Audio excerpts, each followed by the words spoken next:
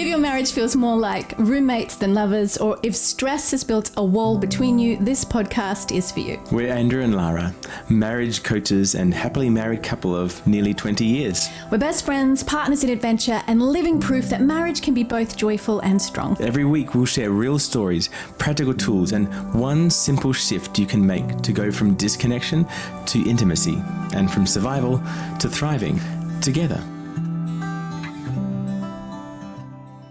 What if most fights in your marriage could be stopped in the first 5 minutes?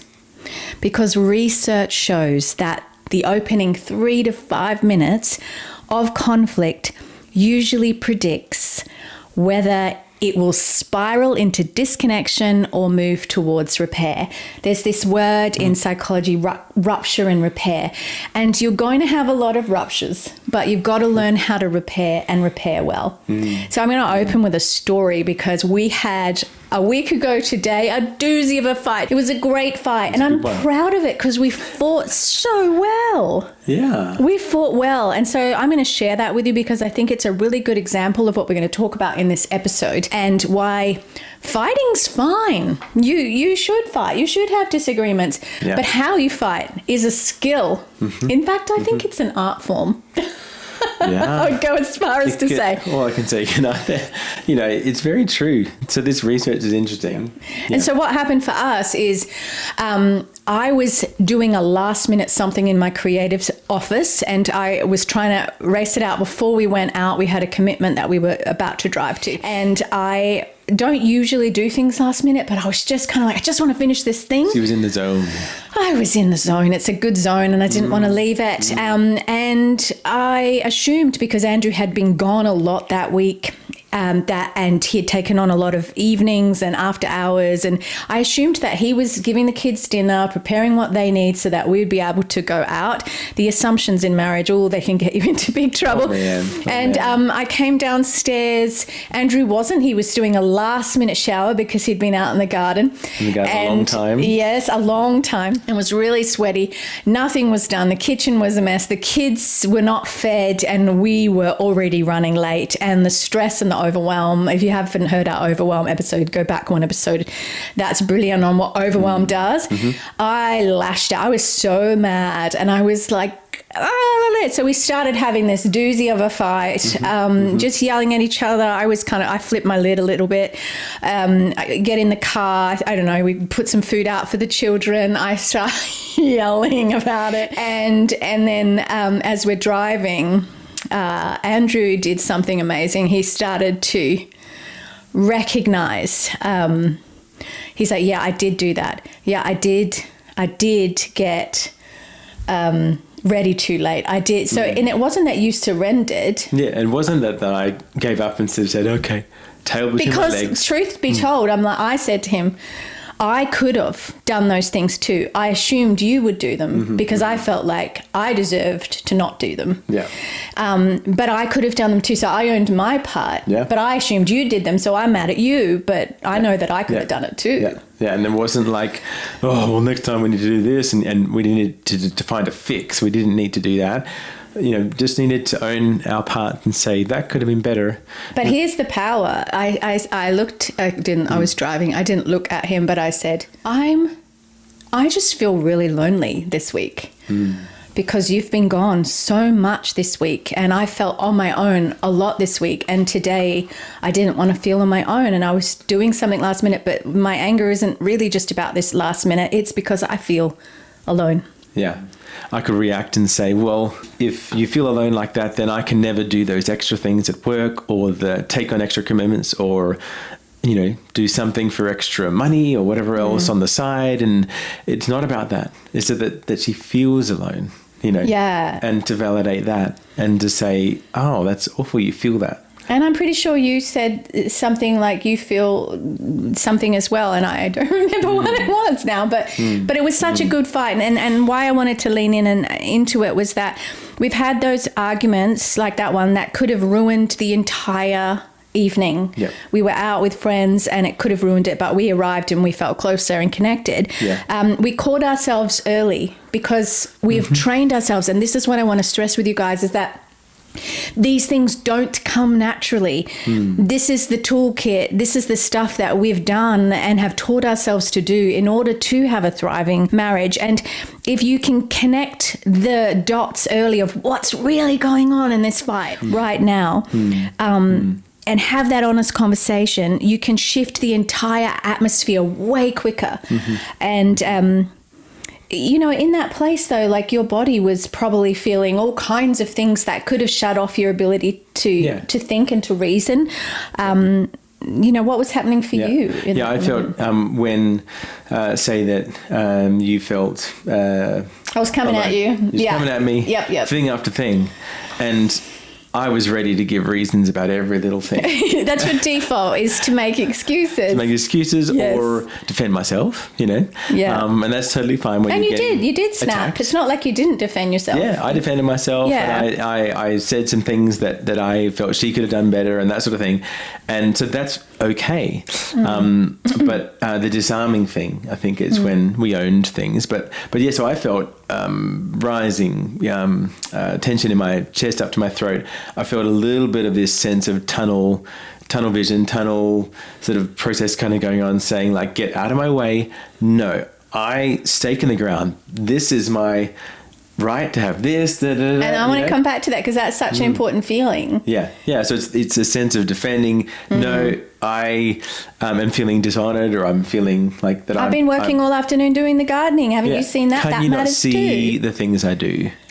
Is none of that, you know, worthwhile or whatever else? And this is what we would call an everyday normal marriage fight. But if you don't learn to fight these ones well, they will build up and the resentment will build and you will become strangers very quickly. For me, my mind and emotions in that moment were spiraling. I was feeling everything. I wanted to prove I was right. You don't initially feel like you want to listen, but we're going to break. So that's a great little example of what happened for us without harping on about it. But it's a great teaching thing for what we're about to go through with you. And that I've talked about it before, but there's a research center, Gottman research, that's done a lot about what makes a marriage last. And so I love looking into what they do. But the research shows that in the first 3 to 5 minutes, if they're really hostile when you're fighting, like a hostile, horrible first 3 to 5 minutes, the fight almost always will stay negative. But we very quickly, I mean, I don't think we were even 3 minutes down the road. We had that hostile start, but we very quickly de-escalated it. And this is really important. Your pride will say, in those moments, your sense of I want to survive this and win could ruin the biggest skill that there is to learn. But couples often argue about details. Like we were talking about, I was arguing like, I needed this and you didn't do that, and little details. But the real need is feeling seen and safe. Right? And when you're having a fight, you've got to remember, let that little voice go off in your head. What they really need right now is to feel seen, to feel safe. And so the little details, none of that really matters, right? I felt lonely. I wanted Andrew to see that I had felt lonely that week. He saw it immediately, and it de-escalated what the fight was really about. And we had a great, and it was a beautiful fight. I'm so proud of that fight, which is, you'll never hear people say that. Yeah, it was just a precious feeling after hearing from both hearts. And then I could share my And it was feelings. quick. And it was like over and diffused quick. Very quick. But the feeling was beautiful and close. And like that was, it was worth the fight. It was beautiful, and it's a great example. So the next teaching on that fight and that story is that, are you fighting to win or actually fighting to be close? Because that fight with us started to who's going to win. Subconsciously, we weren't aware of that. But what we were really fighting for was to feel close. And that, when you know that, is a beautiful thing. You're like, hey, they're just wanting my heart right now. Your choice in the first 5 minutes usually decides the answer. Am I fighting to win, or am I fighting to feel close? simple little choices when you are aware of what's really going on to feel seen and safe. So what's happening in our body when that's going on? So, you can have elevated heart rate. You can have your shallow breath happening. You can really feel this trigger towards fight, flight. You've really got this sense of feeling out of control because you feel not heard, you feel demeaned, or you feel, put in a place, or that there's a false story about you right now, and you want to write it. You want to defend yourself and sort of and come against that. And same thing with arguments at work or whatever else, right? It's the nervous system overwhelm. It's very normal, very normal. Yes. And so this might not be that in the moment you go, I'll just calm my body and everything's sort of quick and easy like that. But this is more that this happened. I had little moments through that conversation that helped me connect and helped me, get to that. So my mind was tunnel vision. It was just wanting to no, I want to get my point across. And she's, saying all these different things there. Yeah, well, you don't hear my story, do you? So it gets into that because it's in threat. You want to say your side. Yeah. So we're fighting here. These words, you learn it's not that you ignore them, but you learn that this is noise. And behind those words is, do you see me? Mm-hmm. Do you love me? Do you care about me? Can you help soothe me? Yeah. Am I safe with you? That's what's really going on behind a fight. Yeah. Yeah, totally. And guys, I've got a nature that I love to help and I love to serve and I love to feel needed that way. That's my past, that sort of thing. But some guys have a different personality and they're more of a, real go for it, entrepreneurial, get out of my way, and a lot more of a dogmatic leader, aggressiveness, that sort of thing. And so I come across, I might explain a bit of a different side to you. So we all have different personality. And so for those men who are more like myself, are just I just want to, calm, and I just want to bring peace to this situation. It's the green personality, peace and harmony language. We're talking about those, temperaments, right? But it's important, we don't shut down and we just say, okay, because that's passiveness. And that is so bad for your marriage. That is so bad for you as a human.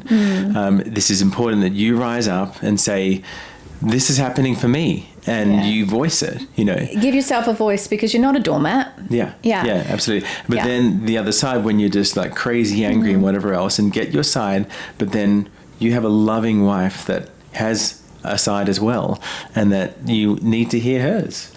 So drop into my heart, there was definitely anger that I felt misinterpreted, felt those things. I really, underneath all that I just fear rejection. I fear this story she has means that she's going to leave me. Really, it's a little bit closer to my heart. I laugh now, giggly, but that's the laughter that diffuses the pain underneath that, because that's real. And I think a lot of people feel that, they honestly don't realize how raw that is for them. Yep, absolutely. So this is we're not trying to give you a quick and nice, and this is the way to approach arguments, because this is a lot more raw and connecting to real stuff. And it's hard. And it's hard, and you might find the first one's not diffused in 3 minutes or something, but that if you go through these steps and this process, we're getting to deeper things that's more useful. So, big things that you should never have in an argument and that you need to really train yourself out of, because they're default behaviors. And I would say that they're immature behaviors. When you find yourself name calling, being mean, being nasty. I was watching some debates this week on YouTube, and it was so interesting because one person was able to sit there and calmly talk about their point of view. The other person sometimes could calmly talk and they could have a heated dialogue. But when one person didn't feel heard, and the other person was calmly, giving across, uncomfortable conversations about big issues, they start yelling, "It's my turn to talk. It's my turn to talk. You need to listen to me." And they start getting this elevated speech. And then they turn nasty. And they said something mean. It's like, I'm not being heard, and bam, there's the knife to to the heart with my words. I'm going to be mean. I'm going to be disrespectful. I'm going to be nasty. That behavior in a marriage, a huge red flag. You need to train yourself out of that. Yeah. If you want to have a healthy marriage, I'm just going to call a spade a spade. It's immature behavior. It's hard not to do because you're going to be in the, like Andrew said, the fight, flight, but you have to train yourself out of it. So even though we were having a heated fight, we never got mean to each other. We never called each other names. Yeah, never. You're always this. That's just what you are. We didn't speak in overarching identity statements to each other. Yeah. We kept the issue the issue. Yep. And it's really important in a marriage to not be mean to each other when you're fighting. That, from a masculinity point of view, is not a strong masculine man. That is a badgering... It's a boy. You're being a boy. It's a little boy that doesn't know how to navigate those big feelings. And if you're married to someone like that, look, it's an immaturity. It happens on both sides. You both need to learn how to fight properly. And the reality is be kind to yourself as we share this, because you will feel shame. Most of you haven't learned how. You don't have the toolkit. You haven't learned how. You don't know what to do. So let me give you some simple tools as we move on. That's great. Stop and signal. The first thing, agree on a pause word or gesture, hand squeeze, timeout signal. It could even be just timeout, literally like the timeout T with your two hands. Yeah. Just agree on it before you're in a heated fight, because some of you need a moment to actually pause to calm your nervous system down. And then have this conversation. It's a resetting conversation. And you might need to have sticky notes where this is written and stick it on places around the house until you train yourself out of the patterns that you're in. And a lot of you have patterns, defaults that you learnt from childhood that were modeled to you by your parents. So each shares one sentence about feelings. So it could be, I feel scared that this won't change. I feel scared that this mess in this kitchen and your last minute behavior won't change. And the other person might go, I feel like you will never see me or my hard work. Or I'm worried we're just not a team. We're not a team, and then the second sentence is about needs. I need reassurance that we're still a team, for example, or I need, like that was yours, like I need reassurance that we're a team, or I need to know that you care, that the mess stresses me out in the kitchen, that it feels like I can't cook dinner because there's nowhere to prepare and I have to clean up and it's another thing to do and I feel overwhelmed. So it's a resetting conversation. It's like time out, quick little gesture, and then one sentence about feelings, one sentence about needs. Really simple. Before you go into a big fight, start with that. If you need to write that down, write it down. You can use a physical anchor like holding hands, sitting together, body safety, those sorts of things, calming the mind. And as Andrew talked about, calming your nervous system, taking deep breaths, because the first thing I noticed when we were having that fight is like heart rate's up, speech is elevated, we're talking fast, we're talking over each other. I'm not in a reasoning state. And I need to calm myself down in order to have a productive conversation with you that can move it forward, which we did very quickly. And then end with appreciation, like one thing you value in your spouse, really important. I've done that lots through our marriage, and I think sometimes I can just pull myself out of, I've done some things that have really annoyed you or whatever else, but I pull it out and kind of go, I love this about you. And it completely thwarts the whole thing. She's like, how do I deal with a compliment when... I'm so mad. I'm supposed to be mad right now. And you're complimenting me. Again, it's not trying to bypass the process here. You need to feel heard in your pains. Yeah. That's part of marriage. Yeah. But then it's just like if you can just give one thing, there's this, turn towards, let's build this thing. Let's keep going, A word that is never been on the table for us, and like I said in a previous episode, is we built a marriage that didn't need fixing. and we're aware that there are a lot of people out there that their marriage blew apart and then they learnt the tools and now they teach the tools. Ours is that we didn't need to fix it. Yeah. That's our story, because we learnt the tools and have continued to, because this is lifelong. We are always learning new tools. We're both committed to our own wholeness. Definitely. In marriage, you need to be committed to your own growth and your own wholeness. And a word that is always off the table is divorce. We've never used it in a fight. We've never used it in threat. We've never made each other, even though Andrew, may feel sometimes like, what if she leaves me? There might be a deep fear of abandonment. That's usually not from me. That's usually from somewhere else in your childhood. Absolutely. Yeah. But that is just not in our framework. It's not in our framework. It's not in our marriage. You've got to have some ground rules for good fighting. And that is like that. That's off the table. Yeah. Can I say, and over history, that is not a high benchmark to make. Like, you get married to be together lifelong. As a benchmark, as like, we are not leaving each other. We are staying together for our lifelong. That's the marriage vows. And they're your vows, and you stay to it. You made those vows and stay to them. That's not a high benchmark to make. It's just little shifts that are going to keep you shifting upwards. Now, are there times where divorce is justified and things? Yes, that's not what we're talking about in this episode. We're talking about a marriage that is learning how to fight well. That's the topic in this episode.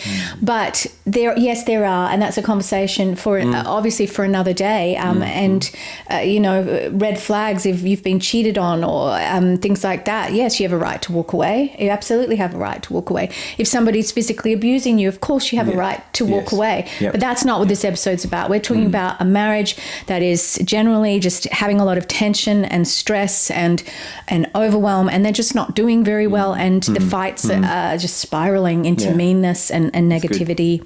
So most fights don't need hours of hashing out when you learn how to actually fight well. The direction is decided in the first 5 minutes. That's what research says. And if you choose connection over combat, that's the thing. A lot of you don't realize, but you're choosing combat over connection. Choose connection over combat. In that window of 5 minutes, you'll prevent hours of pain. If you choose disconnection, you walk to your room, you need a minute to calm your nervous system, fine. But if you're doing the silent treatment to punish the other person, you have chosen actually a form of silent combat. Yeah. You are still in combat and you have not chosen connection. Give yourself a minute, yes. But I'm talking about a calming nervous system versus a complete withdrawal from the other person to punish them. These are the hard steps. They're hard, but this is why we built this 3-minute reset, marriage reset. It's a tool designed for these exact moments of fighting, of feeling this fight coming on and dealing with these feelings we have. And it's super useful. And it can be quicker than you think. But it's choosing to do this harder work, but it will become so much easier the more you do it. It's just at andrewandlara.com. Easy to find. Grab it, free download there. You can do it every day. I recommend that you commit to doing it for 7 days just to see how it can reset a very disconnected marriage. It's very quick and easy. Also, I want to encourage you guys to try that the next time that tension's rising for you. Just grab that tool. You can also do the things that we talked about, like one feeling sentence, one need sentence, easy things like that. And share this with a friend, whatever platform you're on, whether YouTube, Spotify, Apple Podcasts, whatever it is. Subscribe, leave us a review if you're still listening, and this has been a blessing to you, and share it with someone as what are we? This is episode 5. Episode 5. We're new and we're getting out there, and it would be helpful to us. So. We appreciate you being here. And we'll see you next week. Bye. Thanks for joining us on Marriage, Intimacy and Healing. Remember, connection isn't about perfection. It's about showing up. If you want a quick way to feel closer tonight, grab our free resource, The 3-Minute Marriage Reset, at andrewandlara.com. We'll see you next week. And until then, keep choosing each other every single day.